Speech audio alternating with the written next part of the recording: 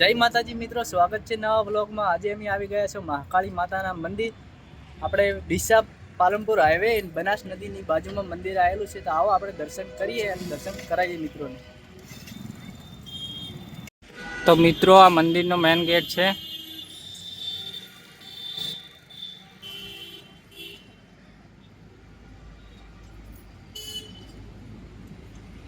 તો મિત્રો, આપણે જે મહાકાળી માતાજી મંદિરનો જે મેઇન ગેટ છે, આપણે અંદર પ્રવેશ કરી દીધો છે। અંદરની કઈ સુવિધાઓ દેખી લો। પાણીની પરબ છે, અહીંયા ચકલાઓને દાણા નાખવાનો ચબૂતરો છે, અહીંયા બ્લોક પણ લાગેલા, અંદર મોટો પણ ચોક કરેલો છે। આગળ જે મેઇન મંદિર છે તેના દર્શન અંદરના મૂર્તિના કરાવીએ તો બ્લોકમાં તમે જોડાયેલા રહેજો। મંદિરના અંદર રૂમ પણ બનાવેલા છે। તો મિત્રો, આપ જોઈ રહ્યા છો મંદિરની અંદર એવી જગ્યા છે જ્યાં કોઈ પણ માતાજીનો પ્રસંગ હોય તો પણ સચવાઈ જાય એવી સરસ મજાની મંદિરની અંદર મોટો ચોક પણ બનાવવામાં આવ્યો છે। અને અહીંયા ઘણા બધા ભક્તો શ્રદ્ધાળુઓ આવે છે દર્શને। આપ જોઈ રહ્યા છો તો આ બાજુ ડીસા આવવાનું થાય તો મહાકાળી માતાજીના મંદિરે દર્શન કરવા અવશ્ય આવવું।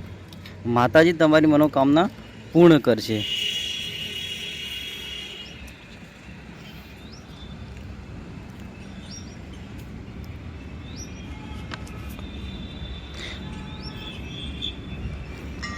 હા મિત્રો, આપણે હવે આવી ગયા છીએ મંદિરની અંદર અને આગળના ભાગમાં જો પહેલાં માતાજીના છબીના દર્શન કરીશું।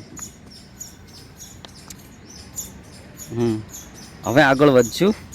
આપણે છબીના દર્શન કર્યા બાદ હવે જઈશું મહાકાળી માતાજીના મેઇન મંદિરના મૂર્તિના દર્શન કરવા।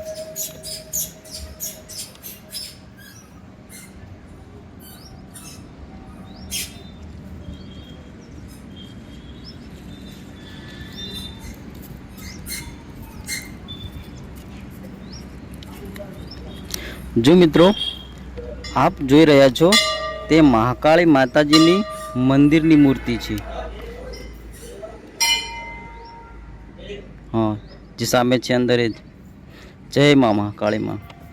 અને મિત્રો, આપ જોઈ શકો છો અહીં મંદિરની અંદર પ્રસાદી પણ કરવામાં આવે છે। જોઈ લો મિત્રો, મંદિરની મૂર્તિ મેઇન છે।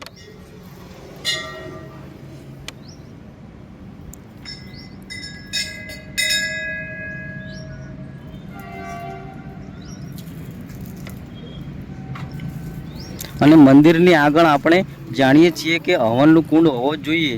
હવન કુંડ બનાવેલો છે અને બધા ભક્તો, શ્રદ્ધાળુઓ અને આવતા લોકોને બેઠકની સુવિધા પણ કરવામાં આવી છે। અને કોઈ પણ મંદિરમાં બેઠકની સુવિધા હોય છે, આપણે 2 મિનિટ બેસવું જ જોઈએ।